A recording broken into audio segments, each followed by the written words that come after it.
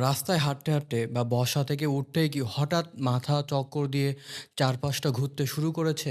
এমন পরিস্থিতিতে আমরা অনেকেই ঘাবড়ে যাই বা বুঝতে পারি না তাৎক্ষণিকভাবে ঠিক কী করা উচিত। চলুন চিকিৎসা বিজ্ঞানের আলোকে একদম সহজ করে জেনে নিই, হঠাৎ মাথা ঘুরলে সাথে, সাথে আপনার কোন ৩ টি কাজ করা উচিত এবং কখন দ্রুত হাসপাতালে যাওয়া প্রয়োজন? প্রথমত সাথে, সাথে বসে বা শুয়ে পড়ুন। হঠাৎ মাথা ঘুরলে সবচেয়ে বড় বিপদটি কিন্তু মাথা ঘোরার নয়, বরং পড়ে গিয়ে মাথায় আঘাত পাওয়ার মধ্যে লুকিয়ে থাকে। তাই আপনি যেখানেই থাকুন না কেন, মাথা ঘোরা শুরু হলে সাথে, সাথে মেঝেতে বা কোথাও বসে পড়ুন।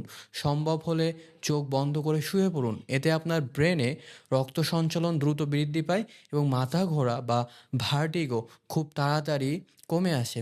দ্বিতীয়ত পানি বা খাবার স্যালাইন পান করুন। মাথা ঘোরার অন্যতম প্রধান কারণ হলো শরীরে পানির শূন্যতা বা হঠাৎ করে ব্লাড প্রেশার কমে যাওয়া। তাই বসে একটু সুস্থির হওয়ার পর ১ গ্লাস পানি বা সম্ভব হলে খাবার স্যালাইন গুলে খেয়ে নিন। স্যালাইনের সোডিয়াম আপনার প্রেশারকে তাৎক্ষণিকভাবে স্বাভাবিক করে ম্যাজিকের মতো আরাম দেবে।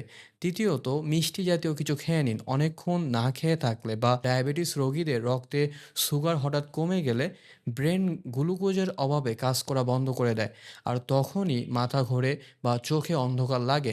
এমন অবস্থায় দ্রুত ১ চামচ চিনি, গ্লুকোজ পানি বা যেকোনো একটি চকোলেট খেয়ে নিলে মুহূর্তের মধ্যেই এনার্জি ফিরে আসে। আরেকটা বিষয় জানা খুবই জরুরি, সাধারণত মাথা ঘোরা উপরের নিয়মগুলো মানলেই ঠিক হয়ে যায়।